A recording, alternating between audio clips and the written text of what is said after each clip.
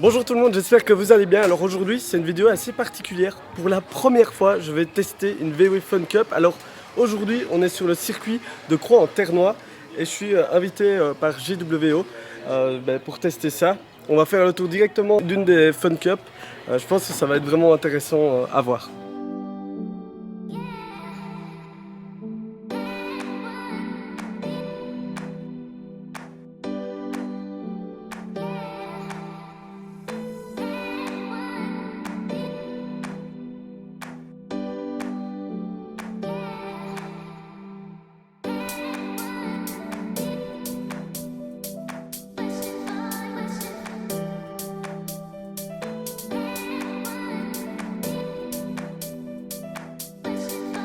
Bonjour Jean-Luc. Salut. Ça va? Ouais, très bien. Bon, voici la Fun Cup, la VW Fun Cup. Est-ce que tu peux nous dire un petit peu déjà ce que c'est la Fun Cup, un peu l'ambiance aussi Fun Cup? La Fun Cup d'abord c'est un produit démocratique dans le sport automobile qui existe depuis 25 ans et qui a une particularité, c'est qu'elle est très accessible pour le commun des mortels, contrairement à toutes les voitures de sport automobile, de compétition, qui demandent d'abord beaucoup de moyens et qui demandent un niveau de pilotage quand même avec un certain apprentissage au préalable. Ce qui n'est pas le cas de la Fun Cup, parce qu'on peut, en tant que néophyte, rentrer dedans sans avoir jamais piloté et être capable de tout de suite acquérir les quelques rudiments, parce qu'évidemment après, vouloir aller très vite avec une voiture comme celle-là, ne serait-ce comme celle-là, ça devient quand même un peu plus compliqué. D'abord, elle permet de faire des erreurs parce qu'elle est très bien équilibrée. C'est une auto avec laquelle on roule non pas avec des pneus de compétition, mais avec des pneus de série. Ouais, okay. Donc ça veut dire, entre guillemets, qu'on a un grip qui est inférieur à des slicks, qui sont des pneus de compétition coûteux. Donc là aussi encore, on est sur un point de vue qui est de réduire les coûts. Donc c'est, encore une fois, on est dans le sens de l'accessibilité financière aussi. Elle est polyvalente en fait. Elle est polyvalente parce que le moindre néophyte va se trouver tout de suite à l'aise pour conduire cette voiture. Il ne va pas avoir de sentiment que l'auto va lui jouer des tours. Et elle est aussi très difficile à faire fonctionner dans la compétitivité, elle est très pointue à conduire pour être devant, parce que le niveau de compétitivité qui est atteint aujourd'hui par les pilotes est très élevé. Mais ça n'empêche que n'importe qui peut participer à une vraie course. Et ça, c'est la deuxième particularité de la Fun Cup, c'est avoir la possibilité de participer à une vraie course avec une licence d'un jour, venir pour une première fois et peut-être une dernière pour certains, faire une course parce qu'on est invité par un copain, par une société, par une fédération.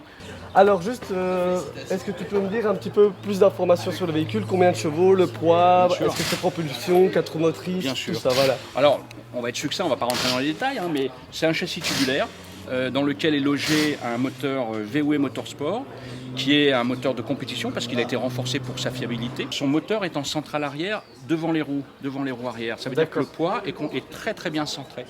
Et donc du coup, on a une voiture qui, comme je le disais tout à l'heure, nous permet de sentir très facilement, même quand on est un néophyte, de sentir les mouvements de la voiture et de ne pas se faire piéger. La Fun Cup de l'extérieur paraît être une ancienne voiture, mais parce que c'est vrai que c'est la forme de la Beetle. On voit bien que c'est comme une coccinelle. Mais tout est en polyester et en réalité, en dessous de cette robe, on a une vraie voiture de course. Ce que je t'invite à faire avec moi, c'est de faire un peu le tour de la voiture. Donc ici, par exemple, les jantes, le pneu, c'est du combien de pouces ça déjà? Ça c'est du 15 pouces et c'est un pneu de série. Après, donc là tu disais c'était une carrosserie en polyester. Oui. Toute la carrosserie est en polyester. Donc elle est surtout interchangeable. Là encore, le gros avantage de la Fun Cup, quand on est en course, lorsqu'on a des péripéties, ce qui arrive souvent en course, on a des contacts, on a des sorties de route anodines, mais qui peuvent un petit peu abîmer les différents composants, quels qu'ils soient. Moi, j'ai coutume de dire qu'on a une voiture qui a 4 fusibles, aux 4 coins.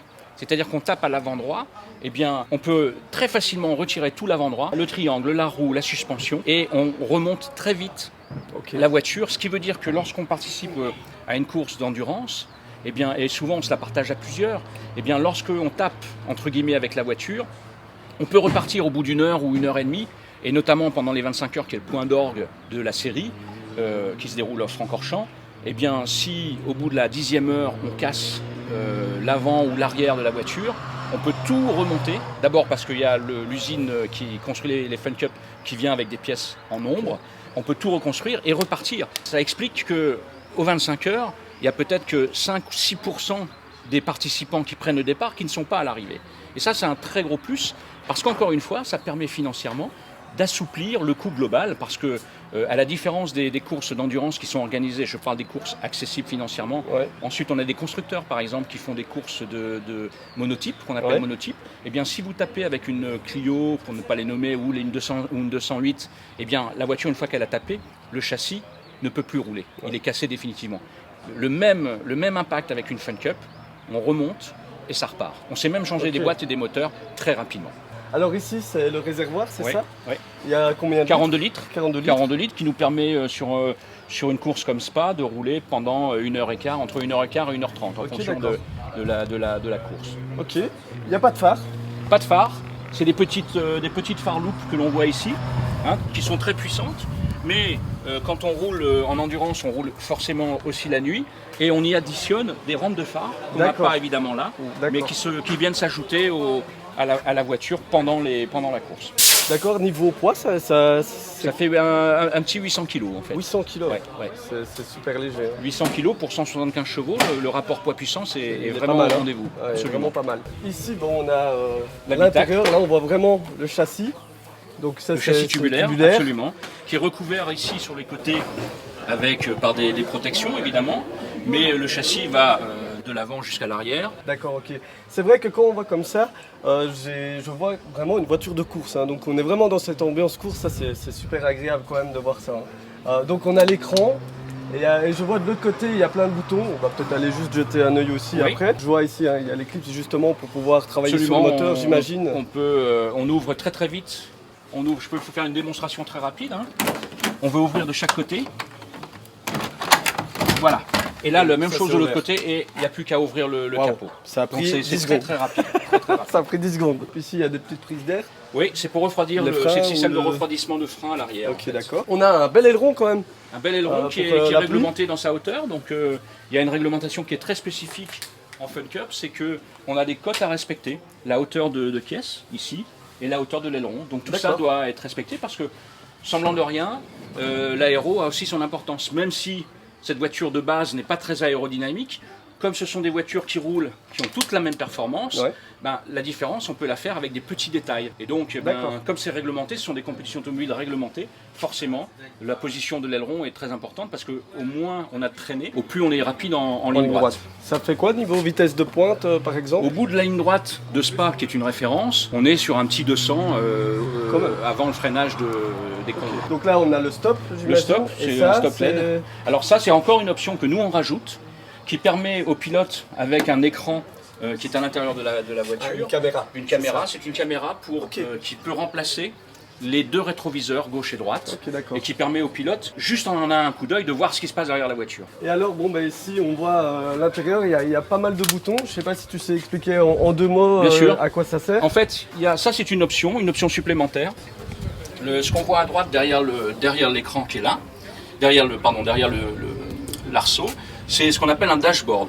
Donc ça, c'est tout le faisceau électrique qui est réuni dans un seul et même endroit. Donc ça simplifie tout le dispositif de l'électricité. Ça rend plus fiable en fait à l'arrivée le système. Et puis on a les commodos de phare, essuie-glace, clignotant dont on ne se sert pas, mais la réglementation nous oblige à en avoir à l'intérieur de la voiture. Et là derrière, les amis, on voit le moteur tout simplement. C'est très très sympa. Voilà. On voit que c'est super léger. Hein. Niveau cylindrée. Alors c'est un 4 cylindres. 4 cylindres. Un 4 cylindres 2 litres de chez Volkswagen. Et puis on a qui est accouplé à une boîte de vitesse de compétition. D'accord. Une boîte SADEV, c'est très, très spécifique, 5 rapports.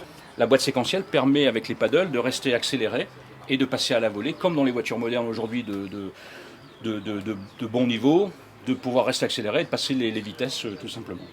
Ok, merci pour ce petit tour et j'avoue que ça me donne envie de découvrir la Fun Cup parce que j'ai jamais roulé en Fun Cup, j'ai jamais été sur ce circuit de Croix-en-Ternois, donc c'est vraiment pure découverte. Et donc voilà, l'occasion est donnée, on va y passer dans quelques minutes de toute façon. Avec plaisir. Bon les amis, on est à quelques minutes, quelques secondes du départ. Alors vous voyez, hein, j'ai les micros un peu partout, on essaye. Je suis très beau aussi, hein, on voit, ça me va vraiment bien. Donc on va prendre la bleue parce qu'il y a 2 places. Donc, on va d'abord faire un tour de reconnaissance et un peu aussi sentir la voiture. Et après, ça va être moi au volant. Ça va être vraiment une expérience complètement dingue. J'ai hâte. Donc c'est parti. Hein. Et on va rentrer. Alors je suis avec mon ami Benoît hein, qui gère aussi un peu le technique. Merci. De rien, t'inquiète. Bon, on va rentrer. Alors, hop. Ah la vache.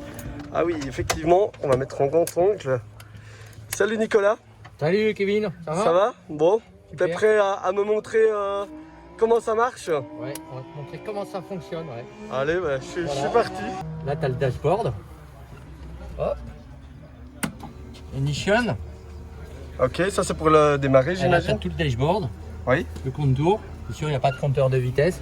Les températures d'huile, de l'eau, batterie. Voilà, tout est opérationnel. Ok.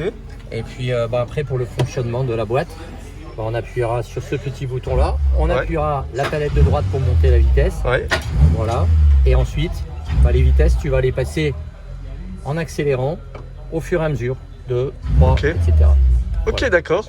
Donc on va démarrer là? Ouais, on va mettre un casque. Oui, c'est peut-être mieux, c'est vrai. Je vais mettre le casque. De mettre un casque. 12 seconds later. C'est bon. C'est bon.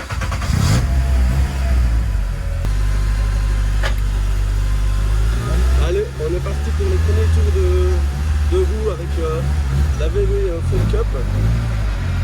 C'est parti.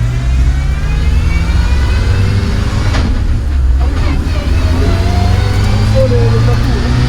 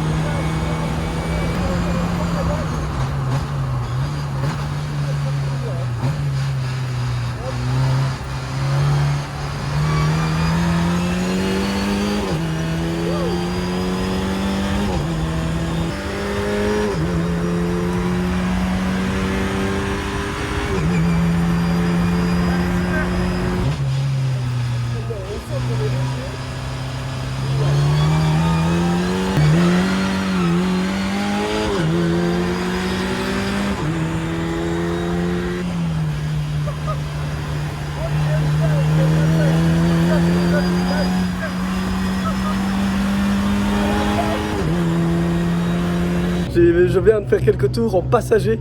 Le circuit est très sympa, vraiment. Ça marche vraiment bien. Hein. On sent que c'est léger, ça freine bien. Il y a un chouette bruit, la boîte elle donne même des petits à-coups, c'est fun. Ouais, vraiment hâte de tester ça. Honnêtement, hâte de tester ça. Kevin est avec nous. C'est parti, t'embrayes à fond. Voilà.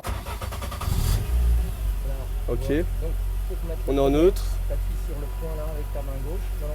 Ah ok, T'appuies là et tu tires vers toi. ok. Là je lâche. Tu vas lâcher tout doucement la pédale d'embrayage. Ok. Ok, allez c'est parti.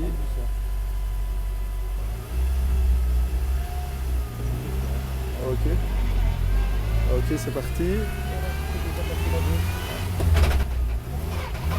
Ok, d'accord. Bon, c'est pas évident, hein. Là, j'embraye. Hop. Ok, d'accord. Là, je lâche. Ok. Ok, ok, d'accord. It was at this moment Jackson knew. He fucked up. Ok, c'est pas évident, hein. Ok. Ouah, la direction, elle est dure. Ah ouais, d'accord, ok.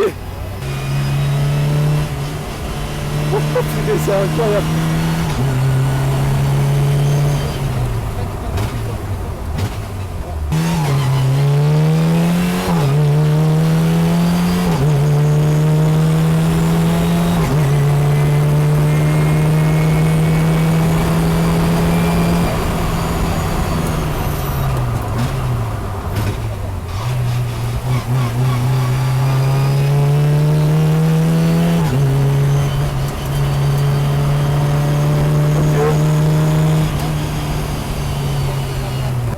super, génial. J'ai même du mal à commenter tellement c'est tellement... ça change de tout en fait, hein, même d'une voiture sportive. Je suis un peu perdu, faut trouver ses marques, c'est brut, la direction est très dure. Enfin bref, vraiment une sensation incroyable. Incroyable. Oh, Ça va? ah, je suis complètement... c'est perturbant, c'est une sensation que j'ai jamais sentie dans l'automobile. Très directe. Franchement, c'est vraiment unique. J'ai jamais senti ça dans l'automobile. Donc merci beaucoup Nicolas déjà de... J'espère que je t'ai pas trop fait peur parce que je passe pour un amateur là, mais c'est c'est très particulier. Bon, ça y est, j'ai fait les quelques tours avec la VW Fun Cup et honnêtement, regardez ma tête, c'est super physique. En fait, on sent qu'il n'y a aucune assistance, pas de direction assistée, donc vous travaillez vraiment avec vos bras. Hein. Franchement, je viens de faire ma muscu. L'embrayage est super dur, donc il faut appuyer super fort. Ce qui est très perturbant aussi, c'est qu'on joue avec les palettes, mais en même temps il faut embrayer, donc c'est super particulier comme conduite. Bon les amis, me voilà de nouveau en civil, alors voilà, fin de la journée, j'espère que ça vous a plu cette vidéo. Merci évidemment à GWO qui m'a permis de vivre cette expérience. N'hésitez pas à vous abonner à la chaîne YouTube Kevin Tass et à Instagram aussi GWO et Kevin Tass. Et puis voilà, j'espère que ça vous a plu et je vous dis à la prochaine. Ciao!